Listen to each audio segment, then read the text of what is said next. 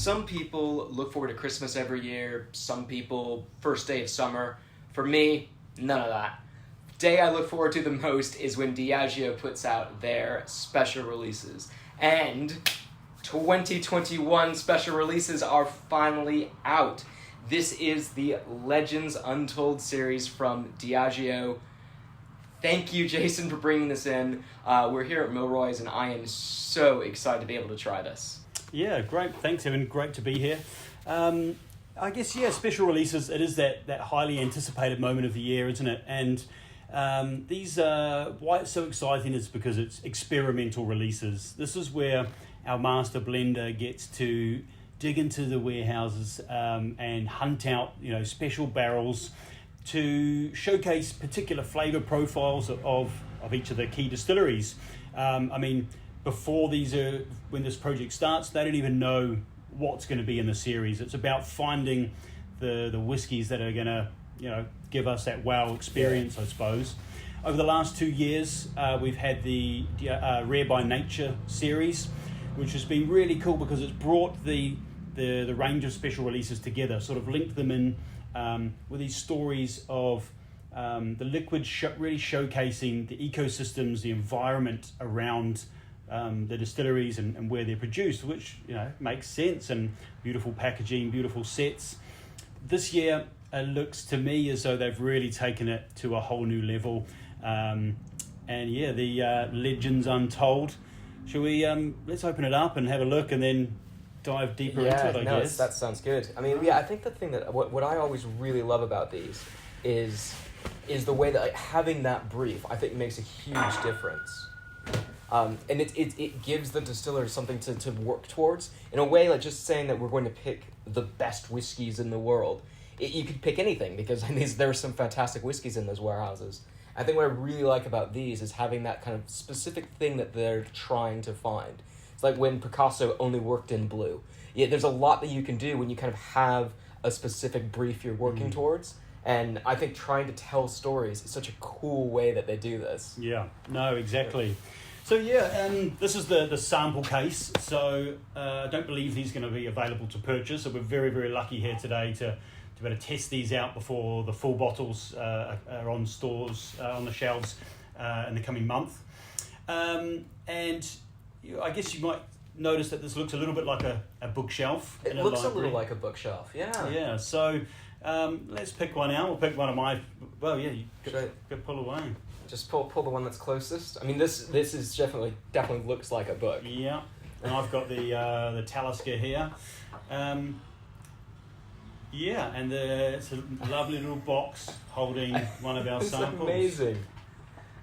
It's not a lovely box. It's a book. It is a proper book. This is amazing. It's that little speakeasy tucked away, in the library. Pull out your secret whiskey stash. But I guess the meaning behind this really is about telling these tales, telling these stories, these untold legends.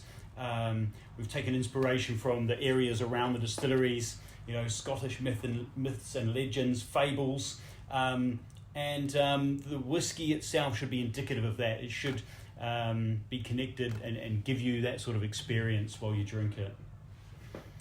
So shall we, let's pull them all out, have a little look, and go from there, I guess.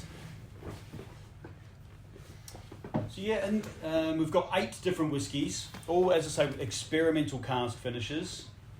Oban 12. And again, this is a great one. Oban is one of my... Can we do this one towards the beginning? Yeah, I think we might even start with that one. Can we start with this one? Because I think Oban is such a great one to be starting with. It's a great whiskey. It's also one that you can find pretty easily, and just always pleasing. Yeah, and this will be familiar to Oban, but take us on a bit of a journey in a different direction, I guess. But the case also comes with lovely little tasting glass. This is detailed with the 2021 special release on there. Nice. So that's going to come in handy. We won't be just sharing that one though. I think we've got some extras here. And a little booklet that tells you some of the tasty notes on the products. We won't be needing that though, will we? We're going to freestyle this and just see what we find within. Cool. I guess while we're here also, I just want to do a big shout out to the guys at Milroy's and Spitalfields, our wonderful hosts. One of my favourite whiskey bars in the country. Was good to come in here and. Yeah, also the reason that we don't need to share glasses because they've got quite a few glasses here. Yeah, exactly. Nice. All right. Cool. So can we start off with this oban because this is one of my favorites. Yeah, absolutely. So this one is an oban 12-year-old, and its inspiration is the tale of two foxes. And what we've essentially got here is the salt, the brine of the sea meeting the highlands, and these two worlds coming together. This is matured in a combination of young American oak casks and also refill casks. So I guess that's the blender being able to adjust flavour, and those refill casks bring in more distillery character, but with the younger cask give you more that rich Highland character. And they're all cask strength, right? All cask strength, that's right. So this one comes in at 56.2. Punchy. And as I said, I have not tried these yet. We're going to be testing these out for the first time now. Let's see how they go. Putting the nose to the test.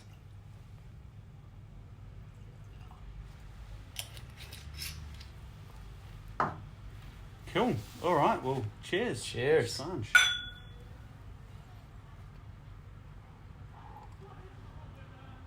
Oh, this is a good start. Lovely, really bright. Definitely, you get that young American oak character. That coconut butterscotch. But there's also this brininess to it. You can sell that sea spray. Yeah, it's really like those sorts of fruits that have been coated in salt. It's brilliant. Cheers.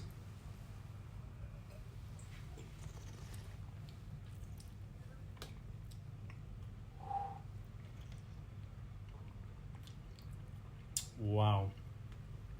The first thing I'm thinking just though is the finish. That is a beautiful finish. It just even as I'm talking, I'm still tasting it. That's the trouble with these tastings. Obviously we've got to tell about our experience, but sometimes I just want to sit back, close my eyes and enjoy, and that is a cracking start. This is an absolute perfect one to be sat in an armchair after an evening. This is the kind of thing that would be great on a beach, just sat and relaxing. It really, I'd say it tastes like the sea, but that I can't say that until we get to the Talisker. But I just like this rich burst of flavour up front. These juicy fruits, this that classic Highland. You've got that rich cereal notes, orange. I'm finding rich orange caramelised, orange buttery notes, and then that salty brininess really kicks in for the finish. Yeah, it's really interesting, really complex.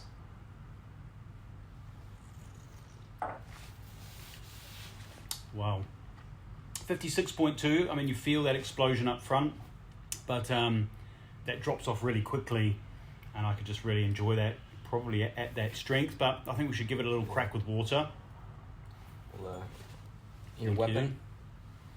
I think with all these cask strength, I love to try them both ways, and it can really it's almost like drinking two whiskies at times. So yeah, I find especially if you let these sit for a while, they do really change over time. Oh, you're right.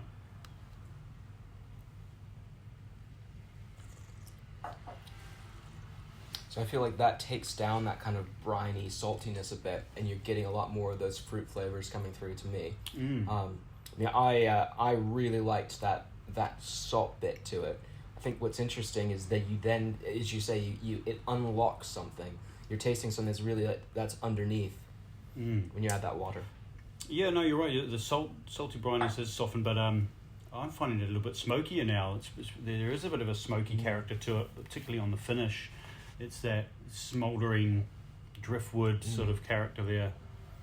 Obviously nothing to the intensity of something like Talisker or Lagavulin, but there is some complex sort of smokiness there.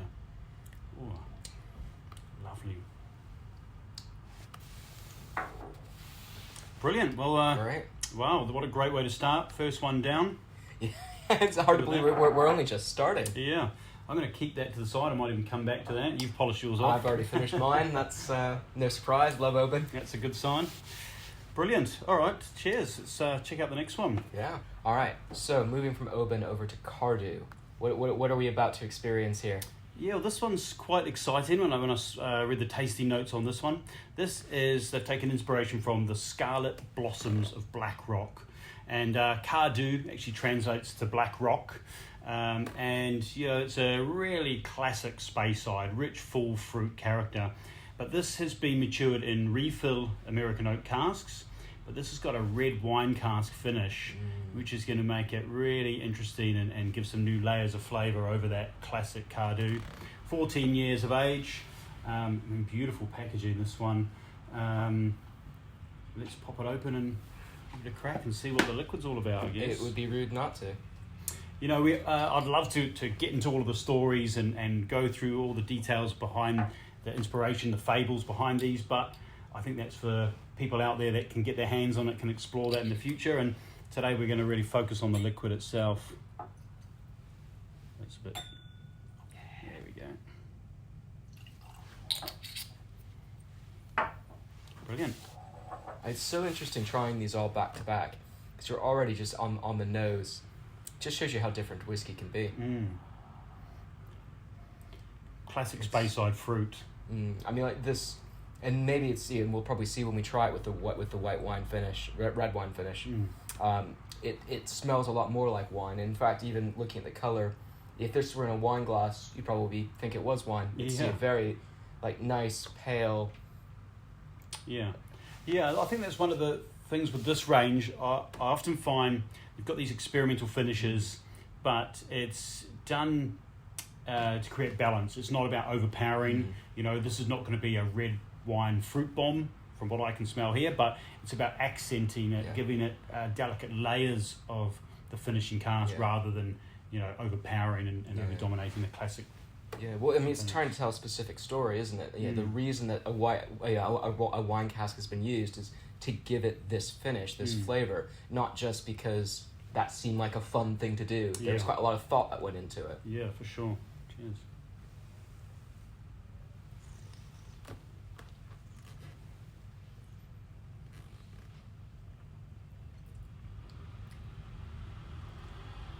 Ooh, wow.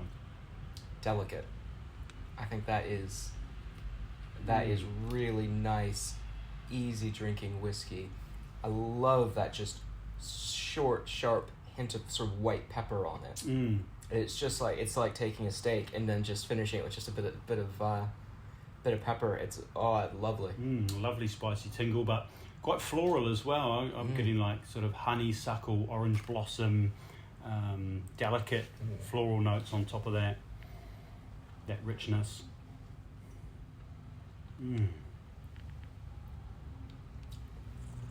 I don't know about you, but I'm going to try it with water as well. Yeah. I always think it's interesting when you're adding water to a whiskey that's already a bit delicate. In fact, even when you're thinking this was another cask strength, I think this was 55.5%. Yeah. I don't think that it tastes that. No. Yeah, it's very easy to drink even without water, so.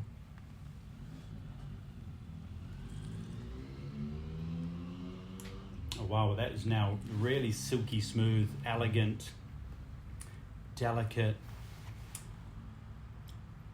Absolutely lovely. Still staying in Speyside, moving over to Mortlach now with an interesting age statement on Mortlach. So a lot of the other ones have been a lot older. So what's any thinking behind that? What's the idea?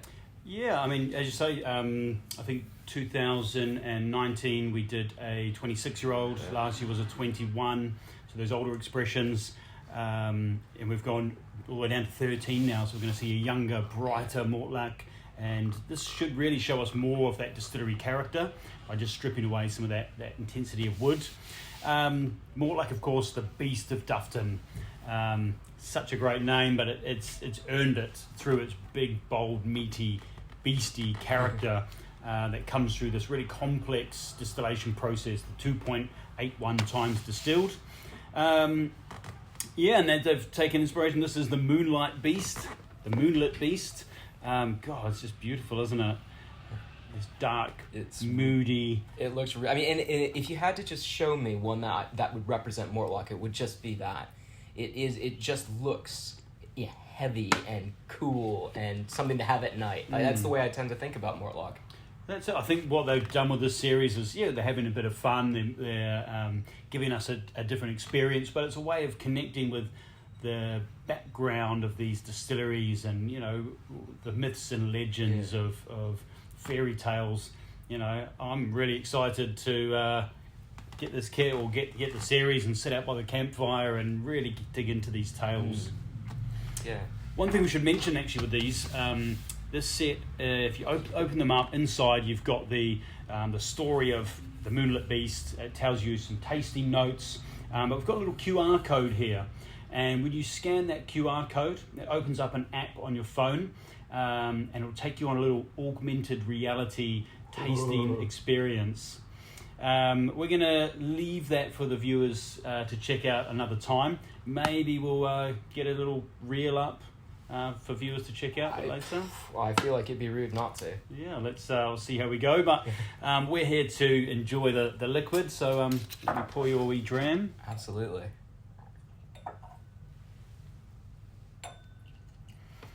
And so, once again, cask strength, we are 55.9 on this one. Oh, wow, that's so different to the previous two. So this is matured in a combination of both refill and virgin oak. So, once again, I feel that's the master blender taking rich character of young casks and laying it with the vibrancy of that you get from the refill cask. Wow. Yeah, I like when they use a virgin oak. Particularly in sort of these younger age statements where you're getting some really interesting interactions between the spirit and the wood.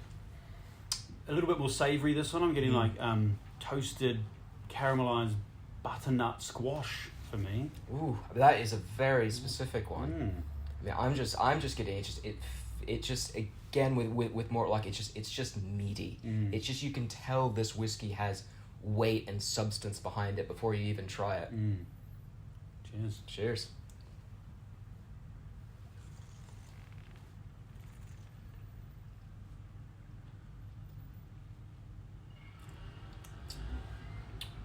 Wow. Love that. It's a great example of how, I know a lot of people think that a whiskey needs to be older to be good. And this is a perfect example of how a younger whiskey can be really compelling, really complex.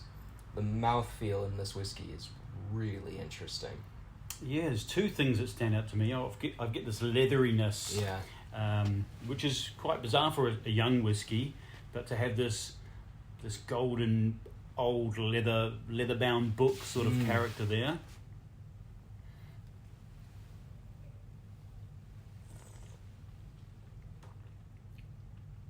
Oh, but it's still got this real brightness to it. It's really complex. Wow, I'm really enjoying that. That is the Moonlit Beast. Yeah, let's try some water. See what this does to the mouthfeel. For such a young whiskey at that strength, I'd happily drink that at cask strength. But absolutely.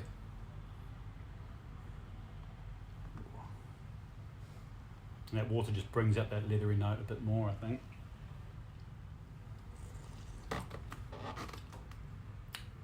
What that does for me, adding the water, it really unpacks it. I think you then start to separate those little pieces, and you could probably sit with this whiskey a lot longer now, and you're going to discover different flavor notes over time. I'm getting some fruitiness has come out. It's almost like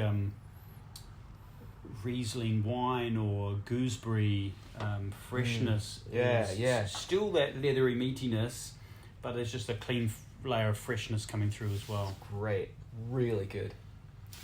Oh, wow. Where is the next chapter?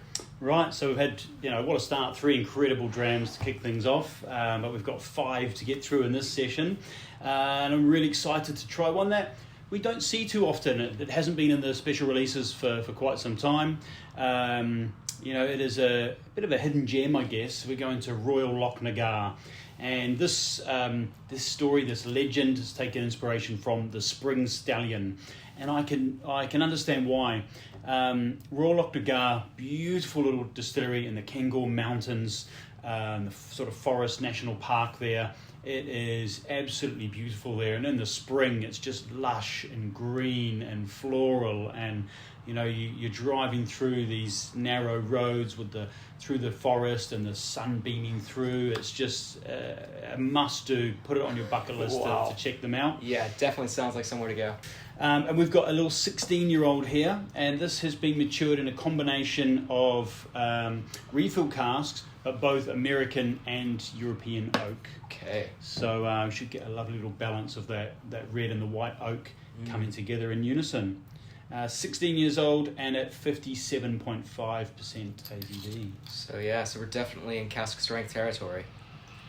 That's right, and Royal Lochnagar, there's not too many different releases to go from. Of course, the classic releases and the selected reserve are incredible whiskies. So it's always a pleasure to get something different from these guys. Yeah. Cheers. Cheers. Yeah, I was gonna say it reminds me a little bit of the Cardhu on the nose, because it's really quite luscious, almost like a wine. Light, fruity. It is springtime, spring dew. Yeah.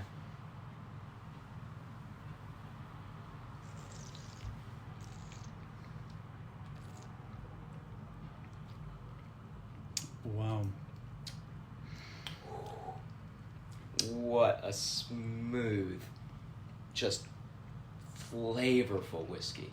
I'm getting crunchy nut, cornflake. I'm getting golden syrup. What are they called? Flapjacks. Yes. Really oaty. The grain is really prominent, but I think that flapjack is a good way to say it, because you get that oatiness, but it also has a bit of sugar to it.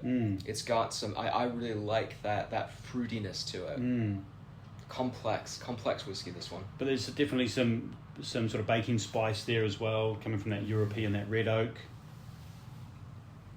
With all of these cask strength whiskies, you're getting that explosion of flavour up front, but then this richness, this roundness, mellows it all out. I'm getting the burnt butter, lovely touch of water.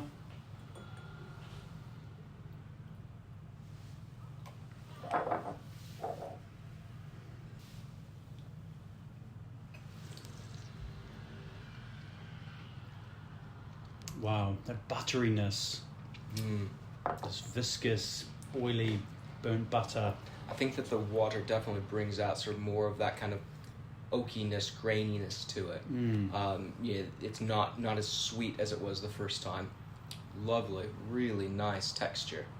I enjoy that both. It's almost like two different whiskies in a way, and I would really enjoy drinking it both ways. So if I had a bottle, a full-size bottle, I'd probably be exploring it in different ways depending on my mood. It'd be an interesting one to take down and to measure if you're really, really nerdy, a bit like me, to try to take it down with different levels of water and see how that changes, because that is definitely a different whiskey. Wow, what a pleasure. Thank you, Royal Lochnagar and the Spring Stallion. So I don't really know very much about Singleton. Can you tell me a little bit about it? Yeah, so the Singleton as a brand, it's quite interesting because it's actually a brand that encompasses 3 different distilleries. And each of these distilleries have characteristics that sort of link to each other, but they're standalone. They all showcase different characteristics within a single brand. You've got the Singleton of Duffton, which is the one that's predominantly found here in the UK. You've got the Singleton of Glenord, which is a Highland malt, and then we've got the Singleton of Glendullan, which is what we have here. And we've got the Siren Song. So this is, really is a siren, as you say, drawing us in, just like a water fairy. And the story goes as the siren from the River Dullan protecting the distillery. So it should be really, really drawing us in. And this is really interesting because this is the first time I've seen the Singleton with a cognac cask finish. That's quite unusual. Yeah, so I would say it's going to be refill American oak first, but then it's got this cognac cask finish. interesting. I'm excited to see what the color will look like. Yeah, colour's looking absolutely gorgeous. 'Cause, yeah, you don't see a lot of cognac.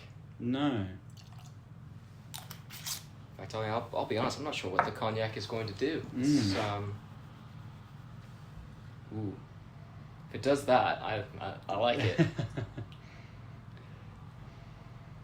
There's definitely rich orange, but you've got some sort of baking spices there.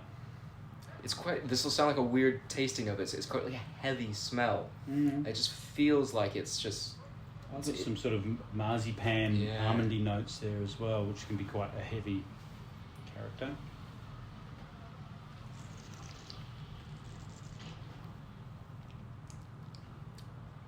Ooh. What a heavy mouthfeel to that, really mouth coating and rich. And you just feel all of those like great, like dark fruit kind of flavors that like just wrap around your mouth. Really complex. I'm getting, at first I was like, well, this is, it tastes quite typical Speyside, fruity, nice cereal notes, but then this layer, this was wrapped in this cognac, orange, ginger, almond, sweet, bitter. Yeah, I think it'll be interesting to see. I'm going to add a bit of water to mine and see what it does. Because it's got such a great mouthfeel. I wonder what that's going to do, if that's going to take away that mouthfeel and then release some of those sweet flavor notes.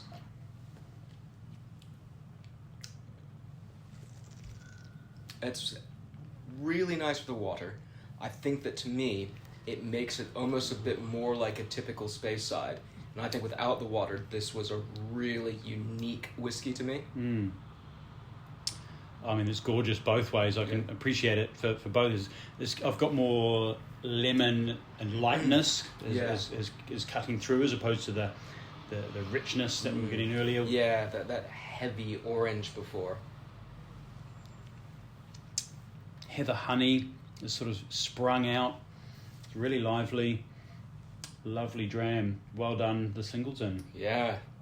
All right. I have to admit, this is probably the one I've been looking forward to the most. I absolutely love Talisker. Well, yeah, I'm a little bit biased when it comes to Talisker myself, if you may have guessed. I mean, Talisker and the special releases has had an incredible reputation, hasn't it? I mean, just going back in recent years, 2018, they released an 8-year-old, which got huge acclaim. It's sold out in a matter of months, and now it's something that's really hunted down. People try and find it. 2019, a lovely 15-year-old with heavily charred first fill American oak cask, so really rich and vibrant. Last year, something really experimental, doing an 8-year-old with refill casks, and then that Jamaican pot still rum cask finish. Oh, I remember that one. A little bit of tropical Jamaican funk layered over the top of that classic character.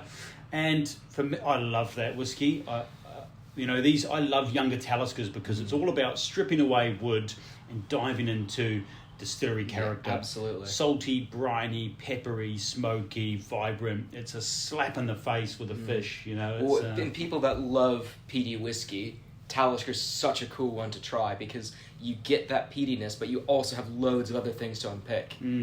Oh, exactly. It's the smoke's there, it's prominent, but it's not overbearing or too dominant. It's a layer of flavour amongst many others. So, great. Ooh. All right. Well, I haven't tried this myself yet, so it's going to be my first experience also. So this is the Rogue Sea Fury, and this is inspired by the location, the Isle of Skye, Lochnagar port. Battered, rugged, wild seas there, exposed, on the Isle of Skye, the elements there. We've got this Leviathan, this sea serpent, and if you could picture Talisker as a mythical creature, I think that's it right there. They've sort of nailed it. So I imagine this is in refill casks. And this is going to really allow the peat to shine through. So this should be one of the smokiest Taliskers we've experienced for a long time. 8 years old, 57.9, 59.7. Wow. Dyslexia coming out there, but Cheers. Cheers. Ooh. On the nose, I mean, you're already getting that just smoke. It's as if this is on fire. You get so much coming out. And that is, but for me, you know, obviously I get to enjoy Talisker more than most, and I just instantly recognisable, salty, briny, paprika, sort of burnt chili sort of spice there, saltiness. I can actually smell the oyster shed up there behind the distillery. I'm getting that taste, that smell of the sea. I couldn't wait, so I already took a sip of mine, and wow. I don't know if it was just because you said oyster just as I was sipping it, but it's got a lot of that great salty sea flavor that you get from an oyster. Oh, that is lovely stuff. Wow. Savoury, salty, smoky, spicy, but there's a nice little sweetness in there as well. Yeah, I mean, like we were saying before with Talisker, I think that they're amazingly complex. And when you like a peaty flavor, Talisker's great because you get it and you can put it to one side, and then you can unpick a lot of other great whiskey flavors. And as you say, you get a lot of great distillery notes from this young Talisker. That is raw, uncut, unadulterated Talisker. You're tasting, you know, everything that's going on in the distillery. The guys that are hands-on there, you're getting to taste that because you're not layering too much wood. Not for the faint-hearted, you know. No, this is not a whiskey that you'd give someone for their first whiskey. No. Tasting note of the day, that tastes like a burning pirate ship. Yeah, that is terrific. Oh, I'm so glad. I was a bit nervous. You never know, you know. Talisker's my baby, and they've most certainly delivered. So, hat off to Craig Wilson and the team that have put this together. Wow. Yeah, that is. Those are gonna fly off the shelves. So I've definitely had probably too many whiskeys because I'm seeing double. It's like in front of me, I've got 2 Lagavulins. Dad jokes. Yeah, really exciting this year. I mean, with the special releases, we always expect a classic 12-year-old. It's and it's really nice each year to be able to try the different 12s. Some of them might be a little bit more briny and salty. Some of them might be more smoky. Some of them might be more oaky. I have no idea what this one is yet. Haven't tried it. So we've got that classic 12, but we're going to be doing a little comparison to something really, really special. This is Lagavulin 26-year-old. It's the Lion's Jewel.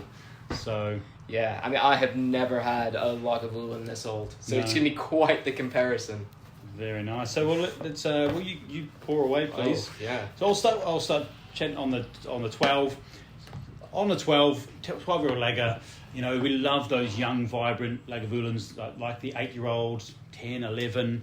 Here you go. You must have very strong hands. How do you open this? Oh, wow. There we go. There's precious goods inside, you know. Yeah. The 12, you know, that young, vibrant, you're going to get the rich maritime character, the oiliness, the vegetal notes. And this one, we'll get to this one soon, I think. Yeah, let's give it a minute to breathe and consider itself. It'd be lovely to compare these. So yeah, it's the 12. Cheers. Cheers. Just instant lager. And the lion's fire, you know, Lagavulin's been known, you know, we've got the symbol of the lion, and it is, you know, in many people's eyes, the king of Islay. You know, love all Islay whiskies, but Lager's got this character, this proud. It's it's not the king of the jungle. It's the king of Islay. No, give me the king of anything. Yeah.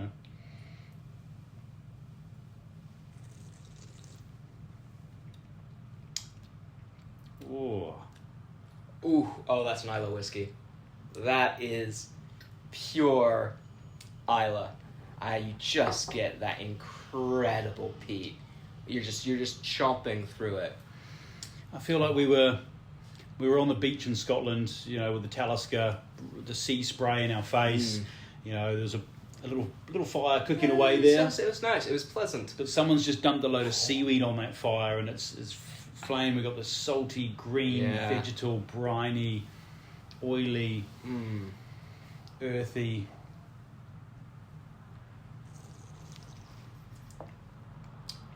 If you love Islay whiskey, this is for you.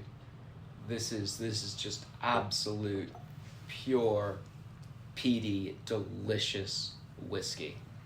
Really lean, really vegetal, really green. Oh, it is everything you want in an Islay whiskey. It is, yeah, and I guess that's what they're going for. You know, the Lion's Fire, the King of Islay. They want to be this vibrant, we're just unadulterated Islay. Lovely. Wow. All right. Well, I thought it'd be great to sort of compare the difference and see how, you know, one brand can evolve and change in different ways. We've got the Lion's Jewel, arguably the jewel in the set. It's by far the oldest. We've got a 26-year-old here, and this whiskey is in. It's not a finish. It's first fill, Oloroso and Pedro Jimenez seasoned casks. So these are American oak casks which have been seasoned with those, you know, iconic Spanish sherries. And I mean, you can tell if you just handed this to me and you said, "What is this?" This is a sherried whiskey. I mean, that's an absolutely gorgeous color. It's the jewel, the ruby. It's that red sunset. And you get the sherry on the nose straight away. Yeah. Fruit cake. And the smoke is still there, but just not as lean and green as we're getting from the 12.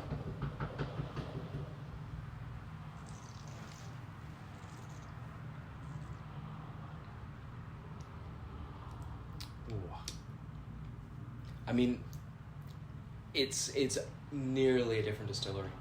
It has changed so much. They're both sensational whiskeys in their very own ways. Yeah, it's really difficult to compare them other than to say that they're so different. This whiskey is so smooth and rich, and I mean you get that hint of smoke, but where we were saying that this was the quintessential Islay peaty smoky whiskey, there's absolutely peat and smoke in this, but it's not the first note you pick up. No. And it feels like a similar smoke, but it's just been shrouded in all these other flavours and characters going on. Deep, rich, full, complex, Christmas cake, gooey, caramelised orange, toffee, spices. It's like you've taken the fire from this one, you've piled loads of stuff on top of that, the fire's gone, and there's just a little bit of smoke that's still left in it. I feel like we've taken that bonfire on the beach with seaweed and we've put rich mahogany on it. Yeah. And it's these golden, rich, spicy, deep, woody notes that are really shining through. Yeah. Beautiful. Really great whiskey. Gosh. Well, I guess it would be really easy to finish there, but I'm going to... Let's put you to the test and see. I'd like to know what your favourite is. Oh, what a journey it's been. We've got this is essentially our path here. What a path it's been. You know, not a single one is disappointed. Absolutely not. And you know, I hate to pick favourites. You know, I don't discriminate when it comes to whiskey. I love any good whiskey. But I'm going to put you to the test and I'm going to get you to choose two whiskies. So if you could choose one whiskey, it's been a long week, it's Friday night, you've just come home, you want to treat yourself to something nice, you know, it's not too crazy expensive, it's not too out there, but it's just a great way to top off your week. That's gonna be a tough one. Depends on how tough the week has been. So if it's a week it's just been a long week, it's been a tough week, I'm cheating here, I'm gonna say two. I think I might go Royal Lochnagar. I really enjoyed that one. It's just like it's been a tough week. A tough week, and I just want to end it. If it's been a really bad week, like a week where I just need to really just sit back, forget about the world, I think it's got to be a Talisker. Lovely. Yeah. Well, what about you? And you can't say the Talisker. That's not allowed. Yeah. There's no tough weeks for me. It's you know. When you work with Talisker, there are no tough weeks. No, there are. But for me, the Friday for me, I'm going to celebrate the weekend. What am I going to celebrate the weekend with? Yeah, I'm going for the Royal Lochnagar as well. Oh. Royal Lochnagar on the Friday to celebrate the weekend. Talisker on the Saturday when I head to the coast. You're not allowed to say Talisker. Well, yeah, it just happens naturally. Well, yeah. What are you gonna do if you're going to the coast? You gotta bring a Talisker with you. Okay, fine. So I've got a challenge for you. Big birthday, old man. Which of these whiskeys would you want to share on your dad's birthday? Ooh, I mean, the Royal Lochnagar again could be right up there, but for an occasion like that, you want something, special, loud, proud, full. It's a once in a lifetime experience in a way. That Lager 26, wow, absolute mind blown. It's a sensational whiskey. It really, really is. But I really liked the 12-year-old's lager as well. Typical lager, amazing Islay whiskey. I really, really enjoyed that one for that. Yeah, brilliant. And thank you for watching. Thanks for sticking until the end as we enjoyed and absolutely gushed over these amazing whiskeys. If you get the chance to try one, leave a comment down below. Let us know what you think. If you just think from our describing them, which do you think you'd like the best? Because, yeah, I'm really interested to know, and absolutely can't go wrong with whoever you pick.